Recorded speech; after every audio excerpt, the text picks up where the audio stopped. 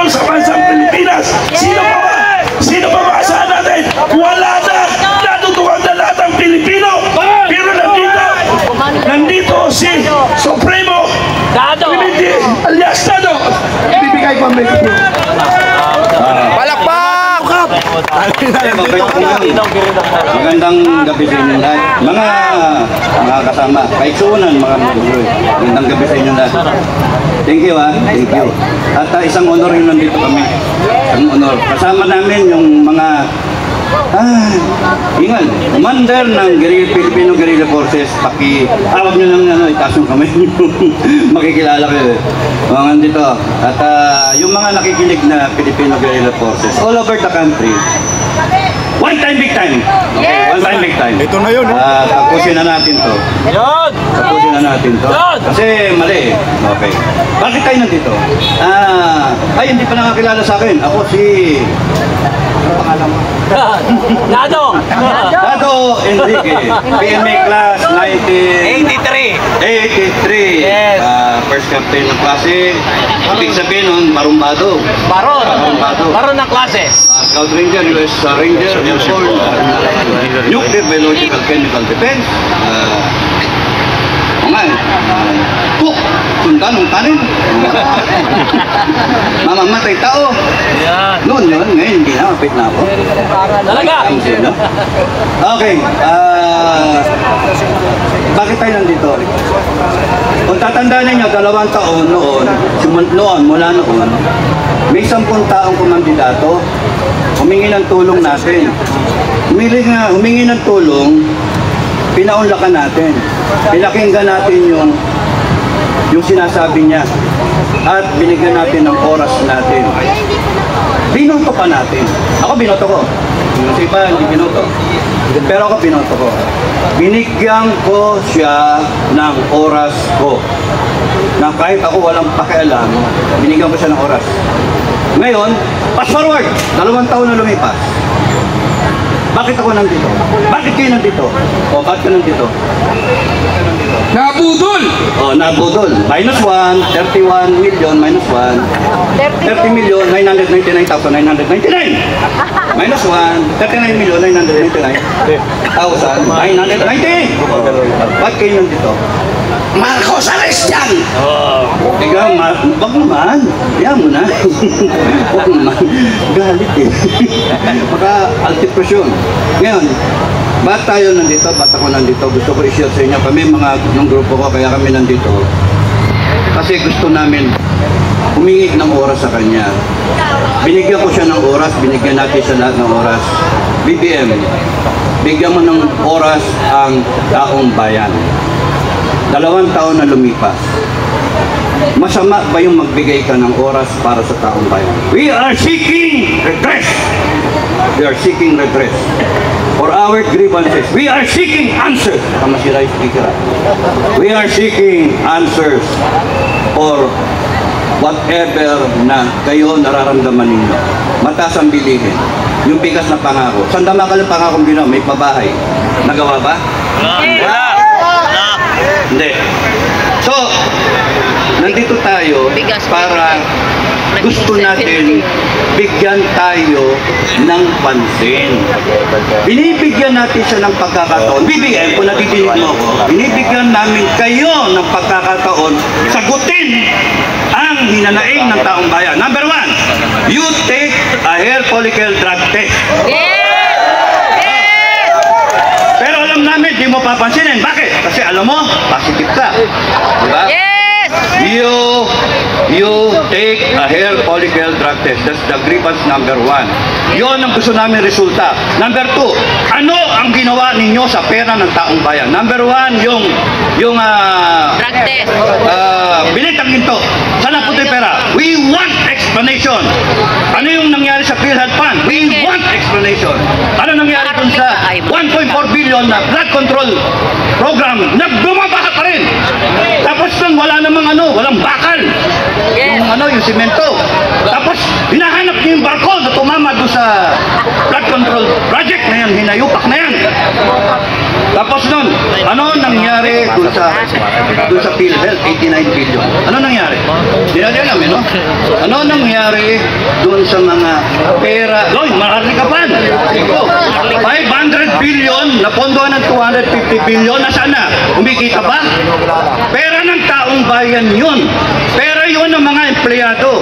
And yet, walang sagot. Pero kayo, sinasagot ninyo yung grievances ninyo. Ano yung grievances ninyo? Takot na takot kayo kay Sara. Takot na takot kayo kay Duterte. Kay Digong. Hindi yun ang gusto namin.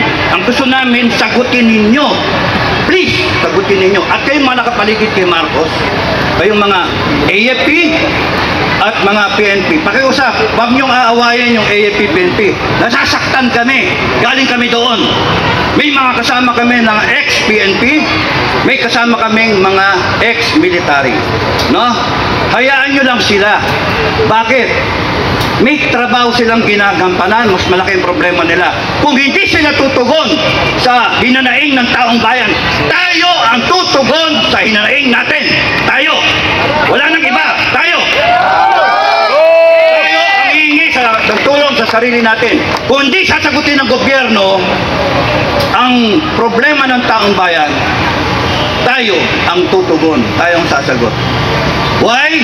Because we are above everyone. We have the sovereign will. Tayo yung pinakamataas. Ito lang yung konstitusyon. Ito lang. Tayo. Ito. We, the sovereign Filipino people, imploring the aid of Almighty God in order to establish a democratic and just society. Just society that shall, and a government that shall embody our ideal.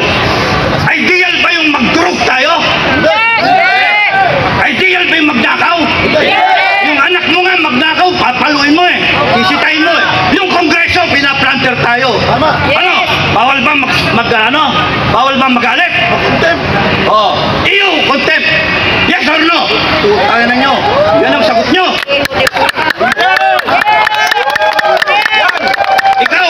Ikaw, kilala mo kung sino ka. Convicted ka. Nagko-contempt ka ng tao. Hanip ka. Baka mawalan ako ng boses. Tubig. Ikaw. Oh.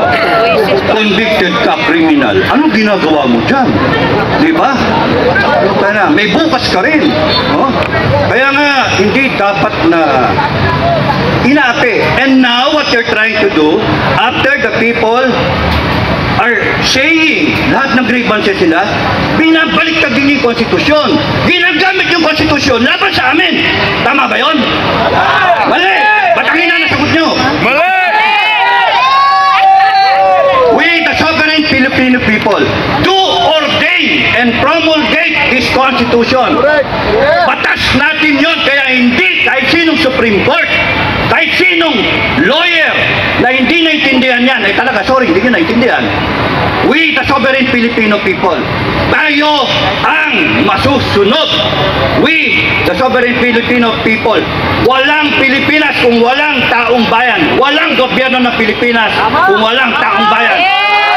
Walang konstitusyon kung walang yung taong bayan. Tayo nag-ratify, isa ako sa nag-ratify, ikaw matanda ka na rin. Oh, nag-ratify rin to. Sino matatanda rito, mga senior? Nag-ratify kayo ng Constitution 1987.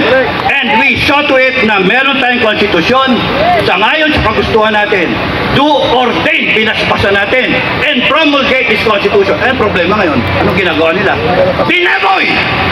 Yun lang ang salita. Binaboy! Pinorkibig! Yung Constitution natin. Huwag masyadong magalit.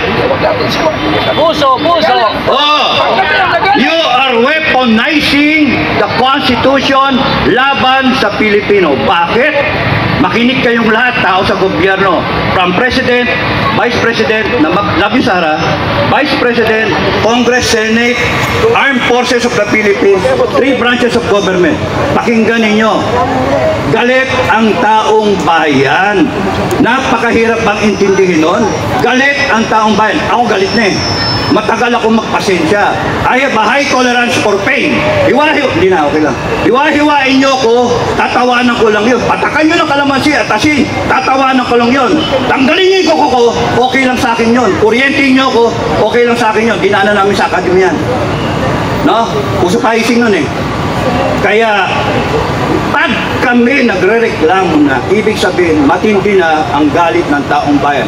Matindi na ang hinaing ng taong bayan. Kami pilitin magalit. Kaya pag kami nagalit, wag na nating paabutin ito na kami mismo, BBM, makinig kayo down the line, wag nyo nang paabutin na kami mismo magdedeklara ng People's Court. Naintindihan nyo yung sinasabi ko? People's Court. Kami mismo ang liliti sa inyo. Kami mismo.